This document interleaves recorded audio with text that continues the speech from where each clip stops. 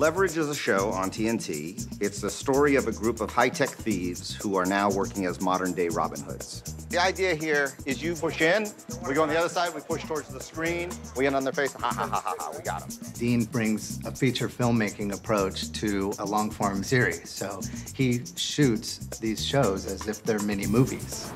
There's explosions, there's miniatures, there's CGI characters. On an episodic TV show, you don't see that very often.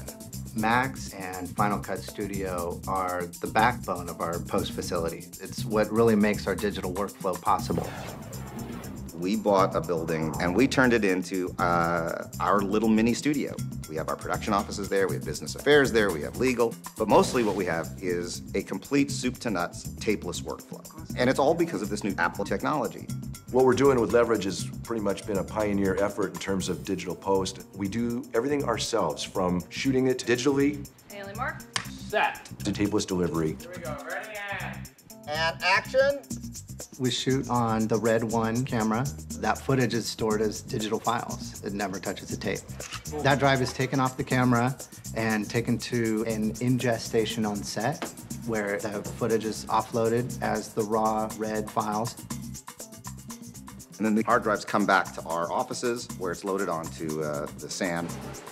We work off of a storage area network. It's about 42 terabytes of space.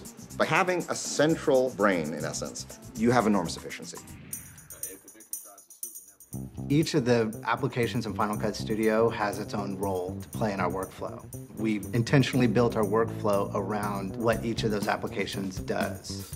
Final Cut Pro 7 is a pretty substantial rework of the application. I think the greatest thing about Final Cut is the ProRes codec, because this allows you to work in a format that is not only pristine and looks exactly like what you want your show to look like, but you can actually deliver this. What you see on the air comes right out of Final Cut. It's broadcast quality. It's beyond broadcast quality. It looks terrific. It's big, Monica. It's bigger than we thought. Some of our action sequences have upwards of 6 and 7 cameras. Final Cut multicam is fantastic. You can have all your cameras playing simultaneously, so you can actually watch it in real time as though you were cutting a sporting event. When we're choosing takes, I don't have to watch each take one at a time. I can literally go, oh, that angle's better. Use that angle for this shot, or use that angle for this shot. It's a fabulous tool. With Final Cut Pro 7, the thing that people will notice and relish immediately is the way it handles speed changes. Now it gives you the ability to ease in or ease out from a starting speed. One of the ways that we use it is we'll do like a bullet zoom where the camera tracks around a hallway. So taking something that's shot real time, speeding it up 100 to 1,000%. iChat Theater is fantastic. It essentially lets you on the fly be able to play out of your timeline straight into iChat. So I'm gonna run through some changes and some notes. Okay. The name of the game is instantaneous feedback. So the more quickly I can put cuts and changes in front of them, the better.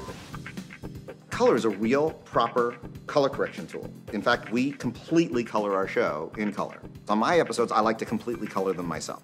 I just enjoy it, I fall in love with the tool, and I can make it look exactly the way I want it. This program is a real game changer. Final Cut Studio allows us the flexibility to be able to do what we do.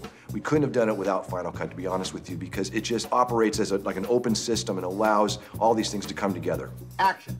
We've got this in a building in Hollywood that we've built out, and it's great. But you could have all of this in your living room. You could have all of this in the garage. The technology doesn't need the giant infrastructure anymore.